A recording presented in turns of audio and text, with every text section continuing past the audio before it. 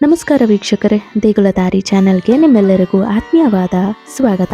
ಈ ವರ್ಷವಾದರೂ ಮದುವೆ ಆಗಲೇಬೇಕು ಎಂದು ಹಂಬಲಿಸುತ್ತಿರುವ ಯುವಕ ಯುವತಿಯರಿಗೆ ಈ ಒಂದು ವಿಡಿಯೋ ದೊಡ್ಡ ಆಶಾಕಿರಣವಾಗಬಹುದು. ಜ್ಯೋತಿಷ್ಯ ಶಾಸ್ತ್ರದಲ್ಲಿ ಮತ್ತು ನಮ್ಮ ನಂಬಿಕೆಗಳಲ್ಲಿ ವಿವಾಹ ವಿಳಂಬಕ್ಕೆ ಹಲವು ಕಾರಣಗಳನ್ನು ಹೇಳಲಾಗುತ್ತದೆ. ಆದರೆ ಇದಕ್ಕೆ ಸರಳ ಮತ್ತು ಶಕ್ತಿಶಾಲಿ ಪರಿಹಾರವನ್ನು ನಮ್ಮ ಶಾಸ್ತ್ರಗಳು ತಿಳಿಸಿವೆ. ಅದೇ ಪಾರ್ವತಿ ದೇವಿಯ ಆರಾಧನೆ. ಇಂದಿನ ವಿಡಿಯೋದಲ್ಲಿ ಮದುವೆ ಬೇಗ ಆಗಲು ಅನುಸರಿಸಬೇಕಾದ ಪಾರ್ವತಿ ದೇವಿಯ ವಿಶೇಷ ಪೂಜೆ ಮತ್ತು ಮಂತ್ರ ಜಪದ ಕುರಿತು ಸಂಪೂರ್ಣ ಮಾಹಿತಿ ನೀಡುತ್ತಿದ್ದೇನೆ. ಅದಕ್ಕಿಂತ ಮುಂಚೆ ಯಾರೆಲ್ಲ ಇನ್ನೂ ನನ್ನ ಚಾನಲ್ನ ಸಬ್ಸ್ಕ್ರೈಬ್ ಮಾಡ್ಕೊಂಡಿಲ್ಲ, ಪ್ಲೀಸ್ ಸಬ್ಸ್ಕ್ರೈಬ್ ಮಾಡ್ಕೊಳ್ಳಿ. ಹಾಗೆ ಪಕ್ಕದಲ್ಲಿರೋ ಬೆಲ್ ಐಕಾನ್ನ ಕ್ಲಿಕ್ ಮಾಡಿ. ನಾನು ಯಾವುದೇ ಒಂದು ಹೊಸ ವಿಡಿಯೋ ಅಪ್ಲೋಡ್ ಮಾಡಿದ್ರು ಫಸ್ಟ್ ನೋಟಿಫಿಕೇಶನ್ ನಿಮಗೆ ಬಂದು ತಲುಪುತ್ತೆ. ಹಾಗೆ ವಿಡಿಯೋ ಇಷ್ಟ ಆದಲ್ಲಿ ವಿಡಿಯೋವನ್ನು ಲೈಕ್ ಮಾಡಿ. ಹಾಗೆ ನಿಮ್ಮ ಸ್ನೇಹಿತರೊಂದಿಗೆ ಕುಟುಂಬದವರೊಂದಿಗೆ ಹಂಚಿಕೊಳ್ಳಿ. ಎಷ್ಟೋ ಜನರಿಗೆ ಮದುವೆಯ ವಯಸ್ಸಾದರೂ ಸಂಬಂಧಗಳು ಕೂಡಿ ಬರುವುದಿಲ್ಲ. ಬಂದರೂ ಯಾವುದಾದರೂ ಅಡೆತಡೆಗಳು ಎದುರಾಗುತ್ತವೆ. ಕೆಲವು ಬಾರಿ ಜಾತಕದಲ್ಲಿ ದೋಷ, ಗ್ರಹಗಳ ಪ್ರತಿಕೂಲ ಸ್ಥಾನ ಅಥವಾ ಕೇವಲ ದೈವಿಕ ಇಚ್ಛೆಯಿಂದ ವಿಳಂಬವಾಗಬಹುದು. ಇಂತಹ ಸಂದರ್ಭದಲ್ಲಿ ಮಾನಸಿಕವಾಗಿ ಕುಗ್ಗದೆ ದೈವಿಕ ಶಕ್ತಿಯ ಮೊರೆ ಹೋಗುವುದು ಅತ್ಯಂತ ಪ್ರಮುಖ. ಶಿವನ ಅರ್ಧಾಂಗಿ, ಸಕಲ ಸೌಭಾಗ್ಯಗಳ ಅಧಿದೇವತೆ, ತಪಸ್ಸಿನ ಶಕ್ತಿ, ಪ್ರೇಮದ ಸಂಕೇತವಾದ ಪಾರ್ವತಿ ದೇವಿಯನ್ನು ಆರಾಧಿಸುವುದರಿಂದ ವಿವಾಹ ವಿಳಂಬದ ಸಮಸ್ಯೆಗೆ ಖಂಡಿತ ಪರಿಹಾರ ಸಿಗುತ್ತದೆ. ಇನ್ನು ನಿಮಗೆಲ್ರಿಗೂ ಗೊತ್ತಿರೋ ಹಾಗೆ ಪಾರ್ವತಿ ದೇವಿಯು ಶಿವನನ್ನು ಪಡೆಯಲು ಕಠಿಣ ತಪಸ್ಸು ಮಾಡಿದಳು ಎಂದು ಪುರಾಣಗಳು ಹೇಳುತ್ತವೆ. ಅವಳ ಈ ನಿಷ್ಠೆ ಮತ್ತು ತಪಸ್ಸಿನ ಬಲದಿಂದಲೇ ಶಿವನಂತಹ ಸರ್ವಶ್ರೇಷ್ಠ ದೇವರನ್ನು ಪತಿಯಾಗಿ ಪಡೆದಳು. ಆದ್ದರಿಂದ ಉತ್ತಮ ಜೀವನ ಸಂಗಾತಿಗಾಗಿ ಪ್ರಾರ್ಥಿಸುವವರಿಗೆ ಪಾರ್ವತಿ ದೇವಿಯೇ ಆದರ್ಶ ದೈವ. ಅವಳನ್ನು ಮನಪೂರ್ವಕವಾಗಿ ಆರಾಧಿಸಿದರೆ ನಿಶ್ಚಿತವಾಗಿಯೂ ನಿಮ್ಮ ಮನಸ್ಸಿನ ಇಚ್ಛೆ ಈಡೇರುತ್ತದೆ. ವಿವಾಹ ವಿಳಂಬಕ್ಕೆ ಇರುವ ಅತ್ಯಂತ ಪರಿಣಾಮಕಾರಿ ಪರಿಹಾರಗಳಲ್ಲಿ ಇದು ಒಂದು. 21 ಶುಕ್ರವಾರಗಳ ಕಾಲ ಪಾರ್ವತಿ ದೇವಿಯ ದರ್ಶನ ಮತ್ತು ವಿಶೇಷ ಪ್ರಾರ್ಥನೆ. ನಿಮಗೆ ತಿಳಿದಿರುವ ಹಾಗೆ ಪ್ರತ್ಯೇಕ ಪಾರ್ವತಿ ದೇವಾಲಯಗಳು ಹೆಚ್ಚಾಗಿ ಇರುವುದಿಲ್ಲ. ಆದರೆ ಪ್ರತಿ ಶಿವ ದೇವಾಲಯದಲ್ಲೂ ಶಿವನ ಗರ್ಭಗುಡಿಯ ಎಡಭಾಗದಲ್ಲಿ ಪಾರ್ವತಿ ಅಮ್ಮನವರ ಸನ್ನಿಧಿ ಇದ್ದೇ ಇರುತ್ತದೆ. ವಿವಾಹ ಅಪೇಕ್ಷಿತರು ಇಂತಹ ಶಿವ ದೇವಾಲಯದಲ್ಲಿರುವ ಪಾರ್ವತಿ ಅಮ್ಮನವರ ಸನ್ನಿಧಿಗೆ ಭೇಟಿ ನೀಡಬೇಕು. ಮೊದಲ ಶುಕ್ರವಾರ ದೇವಾಲಯಕ್ಕೆ ಹೋಗುವಾಗ 2 ತೆಂಗಿನಕಾಯಿಯನ್ನು ತೆಗೆದುಕೊಂಡು ಹೋಗಬೇಕು. ದೇವಾಲಯದಲ್ಲಿ ಪಾರ್ವತಿ ದೇವಿಯ ಮುಂದೆ ನಿಂತು ನಿಮ್ಮ ಹೆಸರು, ನಿಮ್ಮ ನಕ್ಷತ್ರ, ಗೋತ್ರ ಹಾಗೆ ರಾಶಿಯನ್ನು ಹೇಳಿ, ನನಗೆ ಉತ್ತಮ ಜೀವನ ಸಂಗಾತಿ ಸಿಗಬೇಕು, ನನ್ನ ವಿವಾಹ ವಿಳಂಬ ನಿವಾರಣೆಯಾಗಬೇಕು ಎಂದು ಮನಸ್ಪೂರ್ವಕವಾಗಿ ಸಂಕಲ್ಪ ಮಾಡಿಕೊಳ್ಬೇಕು. ನಂತರ ಆ 2 ತೆಂಗಿನಕಾಯಿಯನ್ನು ದೇವಿಗೆ ಅರ್ಪಿಸಿ ಅರ್ಚಕರಿಗೆ ಪೂಜೆ ಸಾಮಗ್ರಿಗಳನ್ನು ನೀಡಿ ನಿಮ್ಮ ಹೆಸರಿನಲ್ಲಿ ಅರ್ಚನೆಯನ್ನ ಮಾಡಿಸಬೇಕು. ದೇವಾಲಯದ ಒಳಗೆ ಪಾರ್ವತಿ ದೇವಿಯ ಎದುರು ಕುಳಿತು ಮುಂದೆ ನಾನು ಹೇಳುವಂಥ ಮಂತ್ರಗಳನ್ನ ಕನಿಷ್ಠ 108 ಬಾರಿ ಜಪಿಸಬೇಕು. ಹಾಗಾಗಿ ವಿಡಿಯೋವನ್ನು ಎಲ್ಲೂ ಸ್ಕಿಪ್ ಮಾಡ್ದಲೇ ಪೂರ್ತಿಯಾಗಿ ನೋಡಿ. ಹಾಗಷ್ಟೇ ನಿಮಗೆ ಯಾವ ರೀತಿ ಪೂಜೆಯನ್ನು ಮಾಡಬೇಕು, ಯಾವ ರೀತಿ ಅನುಸರಿಸಬೇಕು ಅನ್ನೋದು ತಿಳಿಯುತ್ತೆ. ಇನ್ನು ಪ್ರತಿ 21 ಶುಕ್ರವಾರವೂ ದೇವಾಲಯಕ್ಕೆ ಭೇಟಿ ನೀಡಿ ಪಾರ್ವತಿ ದೇವಿಯ ದರ್ಶನ ಪಡೆದು ನಿಮ್ಮ ಮನಸ್ಸಿನಲ್ಲಿರುವ ಇಚ್ಛೆಯನ್ನು ನಿವೇದಿಸಬೇಕು. ತೆಂಗಿನಕಾಯಿ ಅರ್ಪಿಸುವುದು ಕಡ್ಡಾಯವಲ್ಲ, ಆದರೆ ಮೊದಲನೇ ದಿನ ಅಂತೂ 2 ತೆಂಗಿನಕಾಯಿಯನ್ನು ಅರ್ಪಿಸಲೇಬೇಕು. ನಿಮ್ಮ ಭಕ್ತಿಗುಣ ಅನುಸಾರವಾಗಿ ಹೂವು, ಹಣ್ಣು, ವೀಳ್ಯದೆಲೆ ಇತ್ಯಾದಿಯನ್ನು ಅರ್ಪಿಸಬಹುದು. ದೇವಾಲಯದಲ್ಲಿಯೇ ಅಥವಾ ಮನೆಗೆ ಬಂದ ನಂತರವೂ ಪ್ರತಿದಿನ ಶುದ್ಧ ಮನಸ್ಸಿನಿಂದ ಮಂತ್ರ ಜಪ ಮಾಡಬೇಕು. ಈ 21 ಶುಕ್ರವಾರಗಳ ಕಾಲ ಸಾತ್ವಿಕ ಆಹಾರ ಸೇವನೆ ಅಂದರೆ ಮಾಂಸಾಹಾರ ತ್ಯಜಿಸಬೇಕು. ಸಾತ್ವಿಕ ಆಹಾರ ಸೇವನೆಯನ್ನು ಮಾಡಬೇಕು. ಶುಕ್ರವಾರದಂದು ಉಪವಾಸ ಅಥವಾ 1 ಹೊತ್ತು ಊಟ ಮಾಡುವುದು ನಿಮ್ಮ ಇಚ್ಛೆಗೆ ಬಿಟ್ಟಿದ್ದು. ಇನ್ನು ಮನಸ್ಸಿನಲ್ಲಿ ಸಕಾರಾತ್ಮಕ ಭಾವನೆಗಳನ್ನ ಇಟ್ಕೊಳ್ಬೇಕು.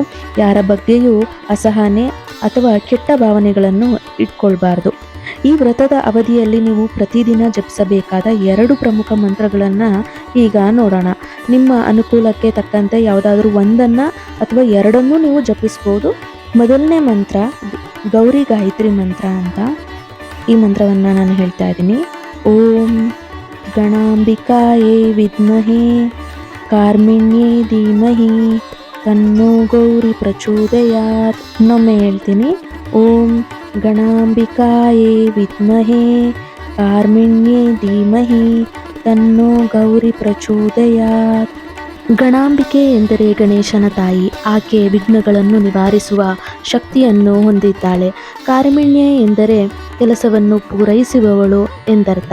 ಮದುವೆಯ ಮಾತುಕತೆಗಳು ಅರ್ಧಕ್ಕೆ ನಿಂತು ಹೋಗುತ್ತಿದ್ದರೆ ಅಥವಾ ಯಾವುದೇ ಪ್ರಯತ್ನಗಳು ಫಲ ನೀಡದಿದ್ದರೆ ಈ ಮಂತ್ರ ಗೊಂದಲಗಳನ್ನು ನಿವಾರಿಸಿ ಒಂದು ನಿರ್ಧಾರಕ್ಕೆ ಬರಲು ಸಹಾಯ ಮಾಡುತ್ತದೆ. ಇನ್ನು ಎರಡನೇ ಮಂತ್ರ ನಿಮಗೆಲ್ರಿಗೂ ಗೊತ್ತಿರೋ ಹಾಗೆ ಸ್ವಯಂವರ ಪಾರ್ವತಿ ಮಂತ್ರ. ನಾನು ಈಗಾಗಲೇ ಒಂದು ವಿಡಿಯೋನ ಅಪ್ಲೋಡ್ ಮಾಡಿದ್ದೀನಿ, ಸ್ವಯಂವರ ಪಾರ್ವತಿ ಮಂತ್ರ ಅಂತ. ನೀವು ಆ ವಿಡಿಯೋವನ್ನು ನೋಡ್ಬೋದು. ಈಗ ಒಂದು ಮಂತ್ರವನ್ನು ನಾನು ಹೇಳ್ತಾ ಇದ್ದೀನಿ. ಓಂ ಹ್ರೀಂ ಯೋಗಿನಿ ಯೋಗಿನಿ ಯೋಗೇಶ್ವರಿ ಯೋಗ ಭಯಂಕರಿ ಸಕಲ ಸಾವರ ಜಂಗಮಸ್ಯ ಮುಖಹೃದಯಂ ಮಮ ವಶಂ ಆಕರ್ಷಾಯ ಆಕರ್ಷಾಯ ಸ್ವಾಹ. ಇದಂತೂ ತುಂಬಾ ಪವರ್ಫುಲ್ ಆಗಿರುವಂಥ ಮಂತ್ರ. ಈ ಮಂತ್ರದಿಂದ ನಮಗೆ ನಿರ್ದಿಷ್ಟವಾಗಿ ವಿವಾಹದಲ್ಲಿನ ಅಡೆತಡೆಗಳನ್ನು ನಿವಾರಿಸಿ ಸೂಕ್ತ ಸಂಗಾತಿಯನ್ನು ಆಕರ್ಷಿಸಲು ಅತ್ಯಂತ ಶಕ್ತಿಶಾಲಿ ಅಂತಲೇ ಹೇಳಲಾಗುತ್ತೆ. ಈ ಸ್ವಯಂವರ ಪಾರ್ವತಿ ಮಂತ್ರ, ಈ ಒಂದು ಮಂತ್ರವನ್ನು ಪ್ರತಿದಿನ ನಾವು ಪಠನೆ ಮಾಡಬೇಕು 108 ಬಾರಿ. ಪ್ರತಿದಿನ ಬೆಳಗ್ಗೆ ಸ್ನಾನ ಮಾಡಿ ಶುಭ್ರವಾದ ಬಟ್ಟೆಯನ್ನು ಧರಿಸಿ ಪಾರ್ವತಿಯ ಫೋಟೋವನ್ನು ಇಟ್ಟು ಅಥವಾ ವಿಗ್ರಹ ಏನಾದರೂ ಇದ್ದರೆ ಅದನ್ನು ಇಟ್ಟು ನಾವು ಅದಕ್ಕೆ ಹೂಗಳನ್ನೆಲ್ಲ ಅರ್ಪಿಸಿ ಪೂಜೆಯನ್ನು ಮಾಡಿ ಅದಾದಮೇಲೆ ಈ ಎರಡು ಮಂತ್ರಗಳನ್ನ ನಾವು ಪಠನೆ ಮಾಡ್ಬೋದು. ಅಥವಾ ನಿಮಗೆ ಯಾವುದು ಸೂಕ್ತ ಅನಿಸುತ್ತೋ ಆ ಒಂದು ಮಂತ್ರವನ್ನು ತಗೊಂಡು ನಾವು ಪಠಣೆಯನ್ನು ಮಾಡಬೇಕಾಗತ್ತೆ. ಈ ವ್ರತವನ್ನು ಶ್ರದ್ಧೆ, ಭಕ್ತಿ ಮತ್ತು ನಂಬಿಕೆಯಿಂದ ಪಾಲಿಸಿದರೆ 21 ಶುಕ್ರವಾರಗಳು ಮುಗಿಯೋದ್ರೊಳಗಡೆ ಅಥವಾ ವ್ರತದ ನಂತರ ಉತ್ತಮ ಸಂಬಂಧಗಳು ಕೂಡಿ ಬಂದು ವಿವಾಹ ನಿಶ್ಚಯವಾಗುತ್ತದೆ ಎನ್ನುವುದು ಅದೆಷ್ಟೋ ಭಕ್ತರ ಅನುಭವ. ಇದು ತಾಳ್ಮೆ ಮತ್ತು ಸಕಾರಾತ್ಮಕ ಚಿಂತನೆ ಬಹಳ ಮುಖ್ಯ. ಇನ್ನು ಕೆಲವರಿಗೆ ವಿವಾಹದ ಅಡೆತಡೆಗಳು ಬಹಳ ಹೆಚ್ಚಾಗಿ ಕಾಡ್ತಾ ಇರುತ್ತೆ. ಅಂಥವರು ದೇವಸ್ಥಾನಗಳಲ್ಲಿ ನಡೆಯುವ ಸ್ವಯಂವರ ಪಾರ್ವತಿ ಹೋಮದಲ್ಲಿ ಭಾಗವಹಿಸಬೇಕು. ಇದಂತೂ ಅತ್ಯಂತ ಶ್ರೇಷ್ಠವಾದ ಪರಿಹಾರ. ಏಕೆಂದರೆ ಜಾತಕದಲ್ಲಿರುವ ಕುಜದೋಷ, ಕಾಲಸರ್ಪದೋಷ ಅಥವಾ ವಿವಾಹಕ್ಕೆ ಅಡ್ಡಿಪಡಿಸುವ ಗ್ರಹ ದೋಷಗಳ ಪ್ರಭಾವವನ್ನು ಈ ಹೋಮವು ಕಡಿಮೆ ಮಾಡುತ್ತೆ. ಹಾಗಾಗಿ ಈ ಹೋಮದಲ್ಲಿ ಭಾಗವಹಿಸಬೇಕು. ಅಥವಾ ನಿಮಗೆ ಅನುಕೂಲ ಇದ್ದರೆ ನೀವೇ ಆ ಹೋಮವನ್ನು ಮಾಡಿಸ್ಬೋದು. ಸ್ವಯಂವರ ಪಾರ್ವತಿ ಹೋಮ ಇದು ಸಾಕ್ಷಾತ್ ಶಿವ ಪಾರ್ವತಿಯರ ಆಶೀರ್ವಾದ ಪಡೆಯಲು ಮಾಡುವ ವಿಶೇಷ ಪೂಜೆ. ದೇವಸ್ಥಾನದ ಪವಿತ್ರ ವಾತಾವರಣದಲ್ಲಿ ವೇದ ಪಂಡಿತರ ಮೂಲಕ ಈ ಹೋಮ ಮಾಡಿಸೋದ್ರಿಂದ ಸಕಾರಾತ್ಮಕ ಶಕ್ತಿ ಹೆಚ್ಚಾಗುತ್ತದೆ. ಹೋಮದ ಸಮಯದಲ್ಲಿ ನಿಮ್ಮ ಹೆಸರು, ನಕ್ಷತ್ರ ಮತ್ತು ಗೋತ್ರದ ಹೆಸರಿನಲ್ಲಿ ಸಂಕಲ್ಪ ಮಾಡಿಸಿ ಪೂಜೆ ಸಲ್ಲಿಸ್ತಾರೆ. ಕಂಕಣ ಬಲ ಬೇಗ ಕೂಡಿ ಬರುತ್ತದೆ. ನೀವು 21 ಶುಕ್ರವಾರಗಳ ವ್ರತ ಮಾಡುತ್ತಿರುವಾಗಲೇ ಯಾವುದಾದ್ರೂ ಒಂದು ಶುಭ ದಿನದಂದು ದೇವಸ್ಥಾನದಲ್ಲಿ ಈ ಹೋಮವನ್ನು ಮಾಡಿಸಿದ್ರೆ ಅದು ಇನ್ನೂ ಉತ್ತಮ. ಇನ್ನು ವಿವಾಹ ವಿಳಂಬಕ್ಕೆ ಮತ್ತೊಂದು ದಿವ್ಯ ಪರಿಹಾರವೆಂದರೆ ಅದು ಗಿರಿಜಾ ಕಲ್ಯಾಣ. ಗಿರಿಜಾ ಎಂದರೆ ಪಾರ್ವತಿ ದೇವಿ. ಅವಳು ಪರಶಿವನನ್ನು ಮದುವೆಯಾದ ಆ ಪವಿತ್ರ ಕಥೆಯೇ ಗಿರಿಜಾ ಕಲ್ಯಾಣ. ಮದುವೆಯ ಅಡೆತಡೆ ಎದುರಿಸುತ್ತಿರುವವರು ದೇವಸ್ಥಾನಗಳಲ್ಲಿ ಅಥವಾ ಮನೆಯಲ್ಲಿ ಗಿರಿಜಾ ಕಲ್ಯಾಣ ಕಥೆಯನ್ನು ಓದಿಸುವುದು ಅಥವಾ ಶ್ರದ್ಧೆಯಿಂದ ಕೇಳುವುದು ಬಹಳ ಒಳ್ಳೆಯದು. ಶಿವ ಪಾರ್ವತಿಯರ ವಿವಾಹ ಮಹೋತ್ಸವದ ಬಗ್ಗೆ ಕೇಳುವುದರಿಂದ ಮದುವೆಗೆ ಬರುವ ವಿಘ್ನಗಳು ದೂರವಾಗುತ್ತವೆ. ಬಹಳಷ್ಟು ಶಿವನ ದೇವಸ್ಥಾನಗಳಲ್ಲಿ ಗಿರಿಜಾ ಕಲ್ಯಾಣ ಅಥವಾ ಶಿವ ಪಾರ್ವತಿ ಕಲ್ಯಾಣೋತ್ಸವ ಪೂಜೆಗಳು ನಡೀತಾ ಇರುತ್ತೆ. ನೀವು 21 ಶುಕ್ರವಾರಗಳ ವ್ರತ ಮಾಡುವ ಅವಧಿಯಲ್ಲಿ ಒಮ್ಮೆ ಆದರೂ ನಿಮ್ಮ ಹೆಸರಿನಲ್ಲಿ ಆ ಕಲ್ಯಾಣೋತ್ಸವ ಸೇವೆಯನ್ನು ಮಾಡಿಸಿ. ಯಾರು ಭಕ್ತಿಯಿಂದ ಶಿವ ಪಾರ್ವತಿಯರ ಕಲ್ಯಾಣವನ್ನು ಕಣ್ಣಾರೆ ವೀಕ್ಷಿಸುತ್ತಾರೋ ಅಥವಾ ಆ ಪೂಜೆಯಲ್ಲಿ ಭಾಗವಹಿಸುತ್ತಾರೋ ಅವರಿಗೆ ಕಂಕಣ ಬಲ ಬೇಗ ಕೂಡಿ ಬರುತ್ತದೆ. ವೀಕ್ಷಕರೇ, ಪಾರ್ವತಿ ದೇವಿಯ ಈ 21 ಶುಕ್ರವಾರದ ವ್ರತ, ಮಂತ್ರ ಜಪ ಮತ್ತು ಗಿರಿಜಾ ಕಲ್ಯಾಣದಂತಹ ದೈವಿಕ ಕಾರ್ಯಗಳಲ್ಲಿ ನಂಬಿಕೆ ಇಡಿ.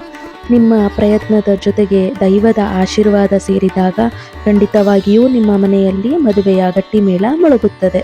ವೀಕ್ಷಕರೇ, ಈ ಮಾಹಿತಿ ನಿಮಗೆ ಇಷ್ಟವಾಗಿದ್ದರೆ ವಿಡಿಯೋವನ್ನು ಲೈಕ್ ಮಾಡಿ ಮತ್ತು ಮದುವೆ ವಿಳಂಬದಿಂದ ತೊಂದರೆ ಅನುಭವಿಸುತ್ತಿರುವ ನಿಮ್ಮ ಸ್ನೇಹಿತರಿಗೆ ಹಾಗೆ ಕುಟುಂಬದವರೊಂದಿಗೆ ಈ ವಿಡಿಯೋವನ್ನು ಶೇರ್ ಮಾಡಿ. ಇಂತಹ ಆಧ್ಯಾತ್ಮಿಕ ಮತ್ತು ಧಾರ್ಮಿಕ ಮಾಹಿತಿಗಾಗಿ ನಮ್ಮ ದೇಗುಲ ದಾರಿ ಚಾನಲ್ಗೆ ಸಬ್ಸ್ಕ್ರೈಬ್ ಆಗಿ.